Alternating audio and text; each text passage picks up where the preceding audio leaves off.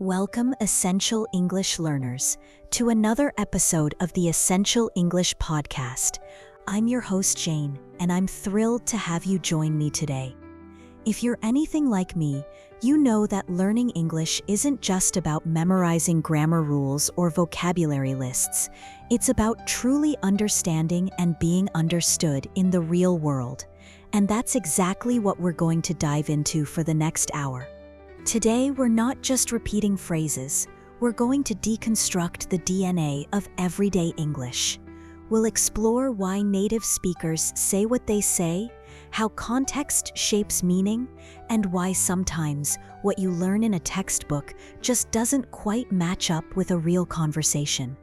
This is an audio-only journey, so close your eyes, relax, and let your ears do the heavy lifting.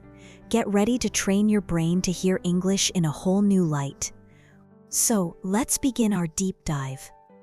Have you ever felt like you understood all the words in a sentence, but the overall meaning just evaporated? It's a common frustration. This often happens because real English is packed with nuance, implications, and unstated assumptions. It's like listening to a song where you know all the individual notes, but you can't quite grasp the melody. Let's start with something incredibly common: the art of the casual greeting and the unwritten rules of response. You might learn "How are you?" and the standard response, "I'm fine, thank you, and you?" And while that's grammatically correct, how often do you hear it in real life? Imagine this. You bump into a colleague in the hallway. They say, "Hey, how's it going?" What do you instinctively hear? Do you hear a literal question about your well-being, or something else? Often, "How's it going?" isn't a deep inquiry into your physical or mental state. It's a social signal. It's a way to acknowledge presence, to open a brief interaction. The expected response is usually something brief and positive, or at least neutral. "Good, thanks. Not bad. You? Busy, but good." Now, here's the educational part, the implication of the question. If you launch into a detailed complaint about your terrible day or a chronic health issue, you're breaking an unwritten social contract. The implication of "how's it going" in this casual context is "I'm being friendly, please respond briefly and in a way that allows us to move on or have a quick light chat." Let's contrast this. If a close friend calls you and says, "Hey, how are you really doing?" Notice the emphasis, the addition of "really." That's when you can share more. The implication has changed. The context, the relationship, and the added word signal a deeper inquiry. So, Lesson 1. Pay attention not just to the words, but to the implied meaning based on context, relationship, and subtle vocal cues. An upbeat, quick "how's it going" in a busy hallway means one thing. A softer, slower "how are you really" from a close friend means another. Our next segment is about deciphering idioms and colloquialisms, those phrases that make no literal sense but are used all the time. Textbooks might give you a list, but they rarely prepare you for how quickly they're used or the slight variations. Let's take a common one: break a leg. If you hear someone say this to an actor before a performance, and you only know the literal meaning of break and leg, you'd be horrified. But we know, of course, it means good luck. Why is this unique or educational for a podcast? Because we can explore why it might have originated and how it's used today. Break a leg is thought to come from the theater, perhaps to ward off evil spirits who might try to jinx a good luck wish, or from actors needing to break the leg or curtain line of the stage to get a curtain call. The origin isn't as important as recognizing its fixed meaning in a specific context. Now let's explore a more nuanced one: bite the bullet. What does that evoke for you? Perhaps someone gritting their teeth, enduring pain. Its origin is thought to be from pre-anesthesia surgery, where patients literally bit down on a bullet to manage the pain. Today, bite the bullet means to face a difficult or unpleasant situation with courage and fortitude, even if you don't want to. Example 1. I really don't want to work overtime this weekend, but I guess I'll just have to bite the bullet. Example 2. The project is going to be tough, but we need to bite the bullet and get it done.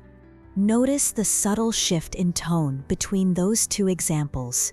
The phrase stays the same, but the speaker's emotional state, conveyed through their voice, adds another layer of meaning.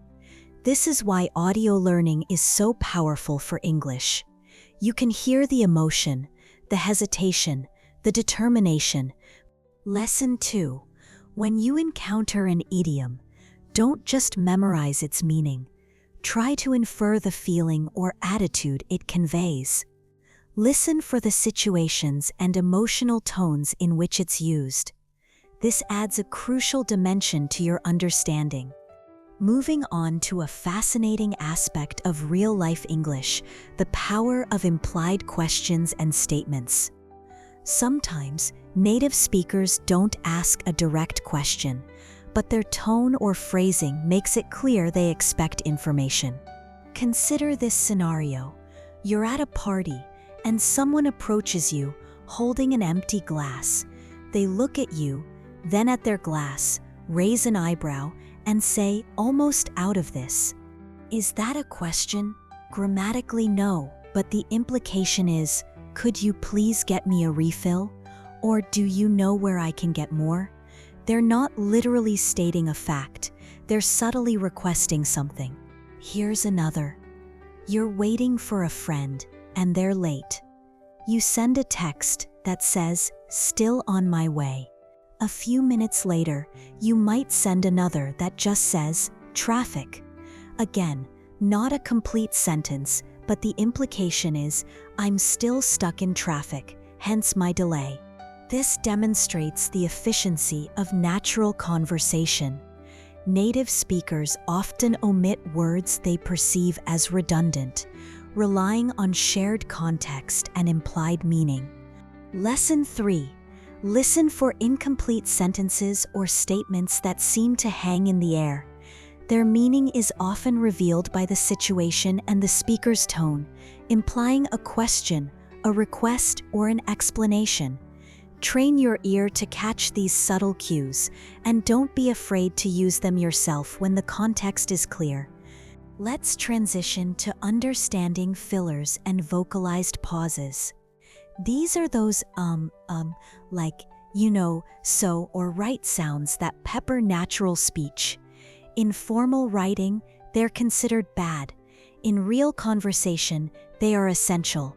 Why are they essential? They buy time. Speakers use them to think about what to say next, without creating awkward silence. They signal continuation. An or so can tell you the speaker isn't finished with their thought. They seek affirmation, you know, or right, at the end of a statement often asks, are you following me? Do you agree? They manage turn-taking. A subtle can signal, I'm about to speak, or I'm thinking, so don't interrupt yet. Let's hear some examples. Example 1. Hesitant.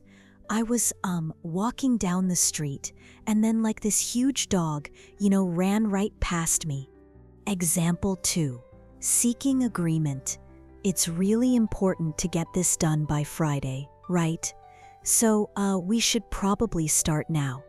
Notice how these fillers don't just fill silence, they contribute to the natural rhythm and flow. They make the speech sound more human, less robotic. As a learner, don't try to eliminate them entirely from your listening repertoire. Instead, learn to recognize them as signals that a speaker is thinking or seeking engagement. When you use them sparingly and naturally, and they will make you sound more like a native speaker. Lesson 4. Embrace fillers and vocalized pauses as integral parts of natural spoken English. Listen for their function. Do they buy time, seek agreement, or signal continuation? This recognition will significantly improve your listening comprehension. Now for something a bit more advanced, the art of polite refusal or disagreement.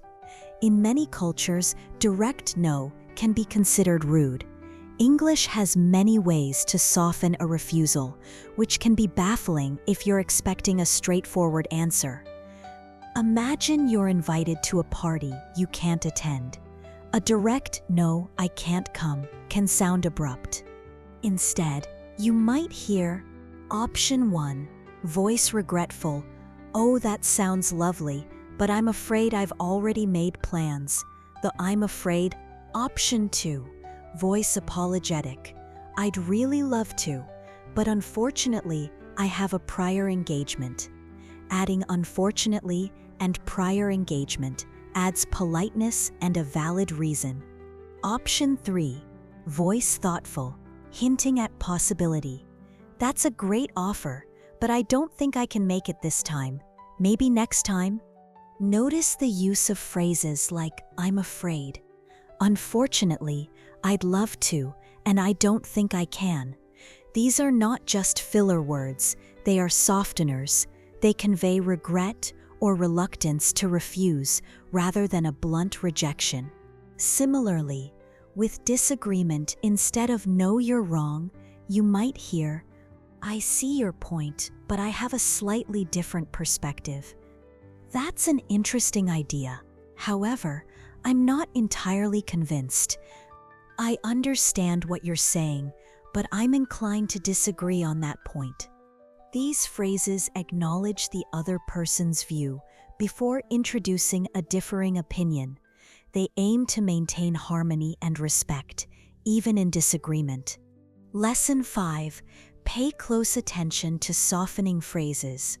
"I'm afraid," "Unfortunately," "I'd love to," "I see your point." These are crucial for understanding polite refusal or disagreement, and for sounding natural and respectful yourself. You're listening to the Essential English Podcast, and we're halfway through our hour of decoding real-life English. I hope your ears are tuned in and your mind is buzzing with these new insights. Let's shift gears and talk about the subtle art of emphasis and intonation. In English, how you say something can completely change its meaning, even if the words are the same. This is incredibly important for audio learners, as you can't see facial expressions or body language. Consider the simple sentence, "I didn't say he stole the money." Let's emphasize different words and hear the meaning shift. "I didn't say he stole the money." Someone else might have said it, but I didn't. "I didn't say he stole the money." I might have implied it or suggested it in another way, but I didn't say it directly. "I didn't say he stole the money." Someone stole it, but not him, perhaps someone else. "I didn't say he stole the money." He might have taken it or borrowed it, but not stolen it. "I didn't say he stole the money." He stole something, but not the money, maybe something else entirely. Fascinating, isn't it? The words are identical, but the emphasis, conveyed purely through intonation, creates 5 distinct meanings. Lesson 6. Actively listen for shifts in pitch, volume, and pace. What words does the speaker emphasize? The emphasized word usually carries the most important information or the speaker's true intent. Practice repeating sentences with different emphases yourself to feel the shift in meaning. Next up, let's explore the power of common verbs and prepositions in phrasal verbs. This is often a massive challenge for learners because the meaning of a phrasal verb is rarely the sum of its parts, and there are so many of them. Instead of trying to memorize endless lists, let's focus on understanding the concept and how context provides clues. Take the verb get. It's incredibly versatile. Get up, rise from bed, get away, escape or take a vacation. Get over, recover from, or accept something difficult. Get by, manage with difficulty. Get across, make clear, or cross something. Let's listen to get over in two different contexts. Example 1. Voice sympathetic. She's still trying to get over the flu. It really knocked her out, meaning recover from an illness.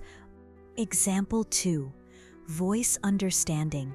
It took him a long time to get over the disappointment of losing the game, meaning accept and move past an emotional difficulty.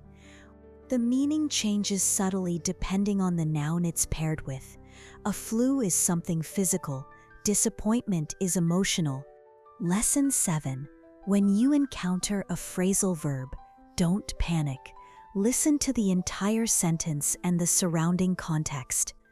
Often the other words in the sentence provide strong clues about its specific meaning, and when practicing, try to use them in full sentences to reinforce their meaning in context. Our penultimate deep dive is into understanding conversational turn-taking and response cues. In real conversations, we're not just waiting for our turn to speak, we're actively signaling our engagement and our intention to respond. Think about back-channeling, those small sounds or words that show you're listening. Right, yeah, oh really? These aren't full responses, but vital signals of active listening.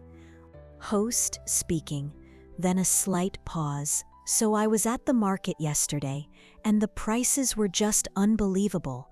I mean, everything was so expensive. Listener, interjecting softly. Really? Host continuing. Yeah, like a loaf of bread was twice what it usually is. It was shocking.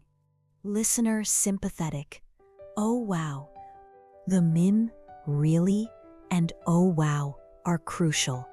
They tell the speaker you're engaged, you're understanding, and you're inviting them to continue. If a speaker gets silence, they might feel you're not listening, or that you don't care, and they might stop talking. Also, listen for uptalk, where a statement ends with a rising intonation, like a question. This is common in some English varieties, particularly among younger speakers, and can signal uncertainty, a desire for confirmation, or simply a way to keep the conversation flowing. Example, I'm going to the store to pick up some groceries. Sounds like a question, but it's a statement seeking affirmation. Lesson 8. Pay attention to back-channeling cues like and oh really. They are vital for active listening. Also recognize uptalk in statements. It's a conversational style, not always a literal question. Finally, let's wrap up with the beauty of conciseness and implied shared knowledge. Native speakers often omit words or phrases because they assume the listener already knows the context. Imagine this. You and a friend are looking at a painting. Friend 1. Wow. That is stunning. Friend 2. Totally. The colors. The colors is not a full sentence. It implies the colors in that painting are amazing. The shared context, looking at the painting, allows for this efficiency. Another example. Someone asks, coffee? The implication is, would you like some coffee? Or are you going to get coffee? This conciseness isn't laziness, it's efficiency built on a foundation of shared understanding. As a learner, it can be frustrating because you might feel like you're missing information, but in reality, you're being invited into a space of implicit understanding. Lesson 9. Don't be afraid of incomplete sentences in natural conversation. The context, your relationship with the speaker, and what has just been said will almost always fill in the blanks. Learn to trust your intuition and the clues given to you. We've covered a lot today, haven't we? From the unwritten rules of greetings to the subtle power of intonation, from decoding idioms to understanding conversational cues and conciseness.